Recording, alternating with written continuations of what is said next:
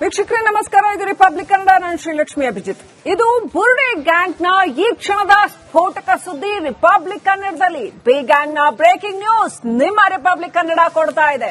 ತಿಮರೋಡಿ ಗ್ಯಾಂಗ್ನಲ್ಲಿ ಬಿರುಕು ಮೂಡಿದ್ಯಾ?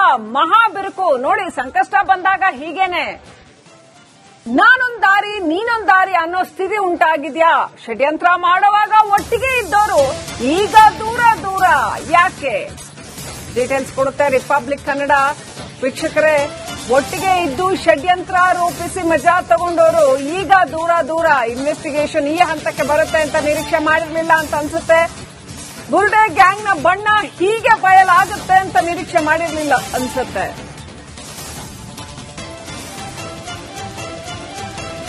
ಷಡ್ಯಂತ್ರ ಮಾಡುವಾಗ ಒಬ್ರಿಗೊಬ್ರು ಕೈ ಜೋಡಿಸ್ಬಿಟ್ರು, ಈಗ ದೂರ ದೂರ. ತಿಮರೋಡಿ ಮನೆಯಿಂದ ಮಠಣ್ಣವರ್ ದೂರ ದೂರ. ಮನೆ ಹತ್ರ ಸುಳಿತಾ ಇಲ್ಲ ಈಗ ಜನಗಳು. ಮಠಣ್ಣವರ್ ಕೂಡ ಮನೆ ಹತ್ರ ಹೋಗ್ತಾ ಇಲ್ಲ. ಕೆಲವು ದಿನಗಳಿಂದ ತಿಮರೋಡಿ ಮನೆ ಕಡೆ ಸುಳಿದಿಲ್ಲ ಗಿರೀಶ್ ಮಠಣ್ಣವರ್. ಸೌಜನ್ಯ ಮನೆ, ಹೋಟೆಲ್ಗಳಲ್ಲಿ ಬುರ್ಡೆ ಗ್ಯಾಂಗ್ ಬಿಡಾರ ಹೂಡ್ತಾ ಇತ್ತು. ಬುರ್ಡೆ ಹೋರಾಟದ ಆರಂಭದಲ್ಲಿ ಏನು ಭರ್ಜರಿ ಒಗ್ಗಟ್ಟಿತ್ತು, ಎಲ್ಲ ಒಟ್ಟಿಗೆ ಇರ್ತಾ ಇದ್ರು. ಈಗ ಒಗ್ಗಟ್ಟಿಲ್ಲ. ನಾನೇ ಬೇರೆ ನೀನೇ ಬೇರೆ ಈಗ. ಇದು ರಿಪಬ್ಲಿಕ್ ಕನ್ನಡದ ಈ ಕ್ಷಣದ ಅತಿ ದೊಡ್ಡ ಸುದ್ದಿ. ನೋಡಿ, ಸಂಕಟ ಬಂದಾಗ ಯಾರ ಜೊತೆಗಿರಲ್ಲ. ಕೆಟ್ಟ ಕೆಲಸ ಮಾಡುವಾಗ ಲಾಭ ಅವರವ್ರ ನೋಡ್ಕೊಂಡು ಎಲ್ಲ ಒಟ್ಟಾಗಿ ಸೇರ್ತಾರೆ. ಆದ್ರೆ ಪರಿಣಾಮ ಬಂದಾಗ ಎದುರಿಸೋದಕ್ಕೆ ಯಾರು ಒಟ್ಟಿಗಿರೋದಿಲ್ಲ.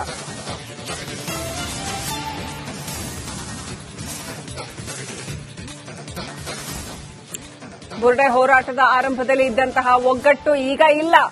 ಬುರ್ಡೆ ಗ್ಯಾಂಗ್ ನ್ಯಾಚುರಲಿ ಈಗೆಲ್ಲ ಸಿಕ್ಕಾಕೊಂಡ್ ಬೀಳ್ತಾ ಇರುವಾಗ ಯಾರನ್ನ ಯಾರು ರಕ್ಷಣೆ ಮಾಡೋದಿಲ್ಲ.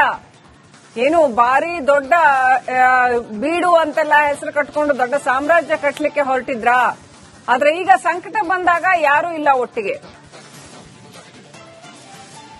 ಇನ್ನಷ್ಟು ಅಪ್ಡೇಟ್ ಪಡ್ಕೊಳ್ಳೋಣ ವೀಕ್ಷಕರೇ. ನನ್ನ ಸಹೋದ್ಯೋಗಿ ನಾಗೇಂದ್ರ ಬಾಬು ಹಾಗೂ ದಿನೇಶ್ ಕಾಶಿಪಟ್ನ ನಮ್ಮ ಪ್ರತಿನಿಧಿ ಇಬ್ರು ಕೂಡ ಲೈವ್ ಕನೆಕ್ಟ್ ಆಗಿದ್ದಾರೆ.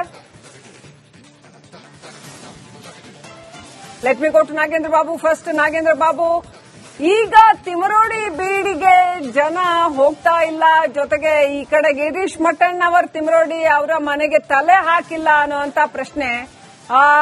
ಒಟ್ಟಿಗೆ ಷಡ್ಯಂತ್ರ ಮಾಡುವಾಗ ಏನು ಮನೆಯಲ್ಲಿ ಭರ್ಜರಿ ಎಲ್ಲರೂ ಜನ ಜೊತೆಗೆ ಸೇರ್ಕೋತಾ ಇದ್ರು. ಸೊ ಈಗ ಒಟ್ಟಿಗಿಲ್ಲ ಅನ್ನುವಂತ ಎಕ್ಸ್ಕ್ಲೂಸಿವ್ ಅಪ್ಡೇಟ್ ಸಿಗ್ತಾ ಇದೆ. ಏನೆಲ್ಲ ನಡೆದಿದೆ ಬುರ್ಡೆ ಗ್ಯಾಂಗ್ನಲ್ಲಿ?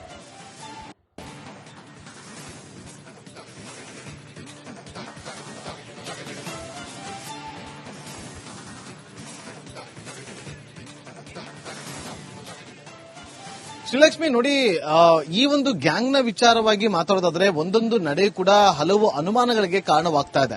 ಆರಂಭದಲ್ಲಿ ಎಲ್ಲರೂ ಕೂಡ ಒಟ್ಟಿಗೆ ಒಂದೇ ಮನೆಯಲ್ಲಿ ಇದ್ದುಕೊಂಡು ಅಲ್ಲಿಂದ ಎಲ್ಲವನ್ನು ಕೂಡ ಪ್ಲಾನ್ ಮಾಡಿಕೊಂಡು ಅಲ್ಲೇ ವಿಡಿಯೋಗಳನ್ನ ಮಾಡಿಕೊಂಡು ಅಲ್ಲಿಂದನೇ ಚಿಹ್ನೆಯನ್ನ ಎಸ್ಐಟಿ ತನಿಖೆಗೆ ಕಳಿಸ್ಕೊಡ್ತಾ ಇದ್ದಂತಹ ತಂಡ, ಆತ ಅರೆಸ್ಟ್ ಆದವರು ಕೂಡ ಎಲ್ಲರೂ ಕೂಡ ಒಟ್ಟಿಗೆ ಇದ್ದಂತಹ ತಂಡ ಇವತ್ತು ಎಲ್ಲರೂ ಕೂಡ ದೂರ ದೂರ ಆಗಿದ್ದಾರಾ ಅನ್ನುವ ಅನುಮಾನಗಳು ಕಾಡ್ತಾ ಇದೆ. ಯಾಕೆಂದರೆ ಕಳೆದ ಒಂದು ವಾರದಿಂದ ನಿರಂತರವಾಗಿ ಪ್ರತಿನಿತ್ಯ ಎಸ್ಐಟಿ ಕಚೇರಿಗೆ ಆಗಮಿಸ್ತಾ ಇರುವಂತಹ ಗಿರೀಶ್ ಮಠಣ್ಣ ಅವರು ತಿಮರೋಡಿ ಅವರ ಮನೆಯಲ್ಲಿ ಇಲ್ಲ ಅನ್ನೋದು ಸ್ಪಷ್ಟವಾಗಿ ಗೊತ್ತಾಗ್ತಾ ಇದೆ.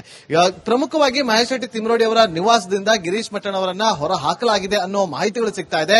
ಜೊತೆಗೆ ಯಾರೇ ಆಗ್ಲಿ ನೋಡಿ, ಕಳೆದ ಒಂದು ವಾರದ ಡೆವಲಪ್ಮೆಂಟ್ ಅನ್ನು ಗಮನಿಸಿದ್ರೆ ಅಭಿಷೇಕ್ ಕೂಡ ಆತ ಸುಳಿತಾ ಇಲ್ಲ, ಒಂದು ಲಾಡ್ಜ್ ನಲ್ಲಿ ಉಳಿದುಕೊಳ್ಳುವಂತ ಕೆಲಸವನ್ನ ಮಾಡಿದ್ದಾರೆ. ಜಯಂತ್ ಕೂಡ ನಿನ್ನೆ ಕೂಡ ಗಮನಿಸಿದ್ವಿ, ನಾನು ಊರಿಂದ ಬರ್ತಾ ಇದ್ದೀನಿ, ಬಟ್ಟೆನ ಅಲ್ಲಿಂದಾನೆ ತಂದು ನಾನಲ್ಲಿ ಹೋಗ್ತಾ ಇದ್ದೀನಿ ಅನ್ನುವ ಮಾತುಗಳನ್ನ ಹೇಳ್ತಾ ಇದ್ರು. ಅಂದ್ರೆ ಗಿರೀಶ್ ಮಠಣ್ಣ ಅವರು ಎಲ್ಲಿದ್ದ ಅಂತ ಹೇಳಿದ್ರೆ ಪಂಗಳದ ಬಳಿ ಅವರು ಕೂಡ ಉಳಿದುಕೊಂಡಿದ್ದಾರೆ. ವಾಸ್ತವ್ಯವನ್ನ ಅಂದ್ರೆ ಅಲ್ಲಿ ಅವಕಾಶವನ್ನ ಮಾಡಿಕೊಡಲಾಗಿದೆ ಅನ್ನೋ ಮಾಹಿತಿ ಕೂಡ ಸಿಗ್ತಾ ಇದೆ. ಪ್ರತಿನಿತ್ಯವೂ ಕೂಡ ಸೌಜನ್ಯ ಅವರ ಮತ್ತೊಬ್ಬ ಮಾವ ಪುರಂದರ ಅವರು ಮಠಣ್ಣ ಅವರನ್ನ ಕರೆದುಕೊಂಡು ಬಂದು ಡ್ರಾಪ್ ಮಾಡಿ ಮತ್ತೆ ಪಿಕ್ ಮಾಡುವಂತ ಕೆಲಸವನ್ನ ಮಾಡ್ತಿದ್ದಾರೆ. ಇವಾಗ ಈ ಕ್ಷಣದ ಹಿಂದೆ ಅಷ್ಟು ಕೂಡ ಮಠಣ್ಣ ಅವರನ್ನ ಕರೆದುಕೊಂಡು ಬಂದಿದ್ದು ಸೌಜನ್ಯ ಅವರ ಮಾವ ಪುರಂದರ ಅನ್ನೋದು ನಾವೀಗಷ್ಟೇ ಗಮನಿಸಿಕೊಂಡ್ವಿ. ಪ್ರಮುಖವಾಗಿ ಮಹೇಶ್ ಶೆಟ್ಟಿ ತಿಮರೋಡಿ ಮತ್ತು ಮಠಣ್ಣ ಅವರ ನಡುವೆ ಏನಾದರೂ ಬಿರುಕು ಮೂಡಿದ್ಯಾ ಅನ್ನುವ ಅನುಮಾನಗಳು ಈಗ ಕಾಡ್ತಾ ಇರುವಂತದ್ದು. ಕಾರಣ ಕಳೆದ ಕೆಲ ದಿನಗಳಿಂದ ಇವರ ನಡೆ ಜೊತೆಗೆ ಇವರ ಚಲನವಲನಗಳನ್ನ ಗಮನಿಸಿದಾಗ ಈ ಒಂದು ಅನುಮಾನಗಳು ಕೂಡ ಕಾಡ್ತಾ. ಅದೇ ರೀತಿಯಾಗಿ ಒಂದಷ್ಟು ಮಾಹಿತಿಗಳನ್ನು ಕಲೆ ಹಾಕೋದಕ್ಕೆ ಮುಂದಾದಂತಹ ಸಂದರ್ಭದಲ್ಲಿ ತಿಮರೋಡಿ ಅವರ ನಿವಾಸದಿಂದ ಮಠಣ್ಣ ಅವರನ್ನ ಹೊರಹಾಕಲಾಗಿದೆ ಅನ್ನೋದು ಸ್ಪಷ್ಟವಾಗಿ ಗೊತ್ತಾಗ್ತಾ ಇದೆ. ಆದ್ರೆ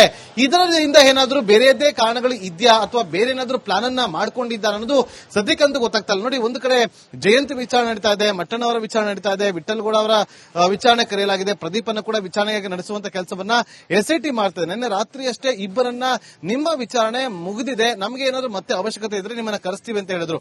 ಮನಾಫ್ ಬಂದಿದ್ರು, ಅವರು ಕೂಡ ವಾಪಸ್ ಕೇರಳಕ್ಕೆ ಹೋಗಿದ್ದಾರೆ. ಅಭಿಷೇಕ್ ಕೂಡ ಬಂದಿದ್ದ, ಆತನು ಕೂಡ ವಾಪಸ್ ಹೋಗುವಂತ ಕೆಲಸವನ್ನ ಕೂಡ ಮಾಡಿದ್ದಾನೆ ಅಂತ ಹೇಳಲಾಗ್ತಾ ಇದೆ. ನೋಡಿ, ಮನಾಫ್ ಕೇರಳದಿಂದ ಬಂದಂತ ಸಂದರ್ಭದಲ್ಲಿ ಈ ಹಿಂದೆ ಇಲ್ಲಿ ವಿಡಿಯೋವನ್ನ ಮಾಡೋದಕ್ಕೆ ಆತ ಮನಾಫ್ ಕೂಡ ತಿಮ್ರೋಡಿ ಅವರ ನಿಮ್ಮ ಮನೆಗೆ ಹೋಗಿ ಅಲ್ಲಿ ಒಂದಷ್ಟು ಮೀಟಿಂಗ್ ಅನ್ನ ಮಾಡುವಂತ ಕೆಲಸವನ್ನ ಕೂಡ ಮಾಡಿದ್ರು.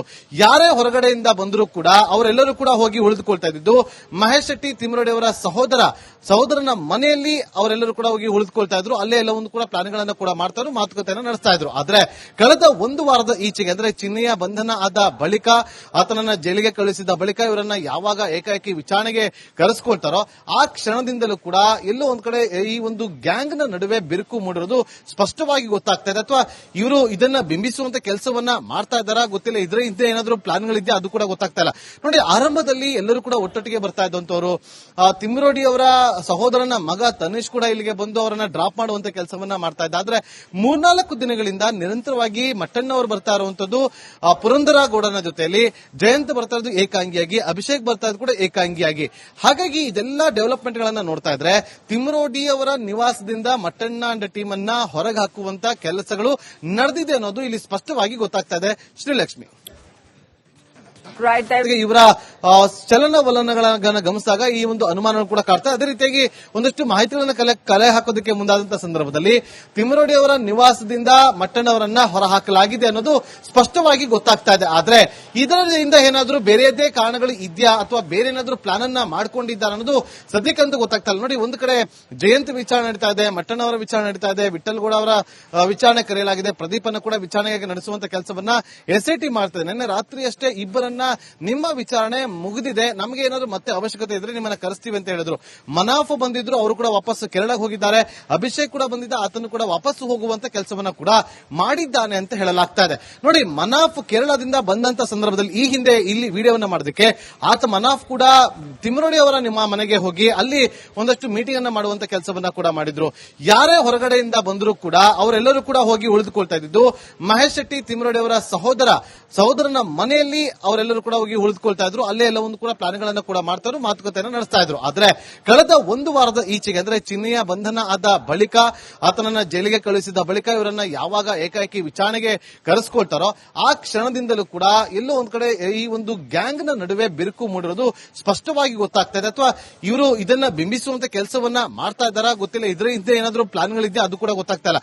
ನೋಡಿ, ಆರಂಭದಲ್ಲಿ ಎಲ್ಲರೂ ಕೂಡ ಒಟ್ಟೊಟ್ಟಿಗೆ ಬರ್ತಾ ಇದ್ದಂತವರು, ತಿಮ್ರೋಡಿ ಅವರ ಸಹೋದರನ ಮಗ ತನಿಷ್ ಕೂಡ ಇಲ್ಲಿಗೆ ಬಂದು ಅವರನ್ನ ಡ್ರಾಪ್ ಮಾಡುವಂತ ಕೆಲಸವನ್ನ ಮಾಡ್ತಾ ಇದ್ದ. ಆದ್ರೆ 3-4 ದಿನಗಳಿಂದ ನಿರಂತರವಾಗಿ ಮಟ್ಟಣ್ಣ ಅವರು ಬರ್ತಾ ಇರುವಂತದ್ದು ಪುರಂದರ ಗೌಡನ ಜೊತೆಯಲ್ಲಿ, ಜಯಂತ್ ಬರ್ತಾ ಇರೋದು ಏಕಾಂಗಿಯಾಗಿ, ಅಭಿಷೇಕ್ ಬರ್ತಾ ಇರೋದು ಕೂಡ ಏಕಾಂಗಿಯಾಗಿ. ಹಾಗಾಗಿ ಇದೆಲ್ಲ ಡೆವಲಪ್ಮೆಂಟ್ ಗಳನ್ನ ನೋಡ್ತಾ ಇದ್ರೆ ತಿಮ್ರೋಡಿ ಅವರ ನಿವಾಸದಿಂದ ಮಟ್ಟಣ್ಣ ಅಂಡ್ ಟೀಮ್ ಅನ್ನ ಹೊರಗೆ ಹಾಕುವಂತ ಕೆಲಸಗಳು ನಡೆದಿದೆ ಅನ್ನೋದು ಇಲ್ಲಿ ಸ್ಪಷ್ಟವಾಗಿ ಗೊತ್ತಾಗ್ತಾ ಇದೆ. ಶ್ರೀಲಕ್ಷ್ಮಿ.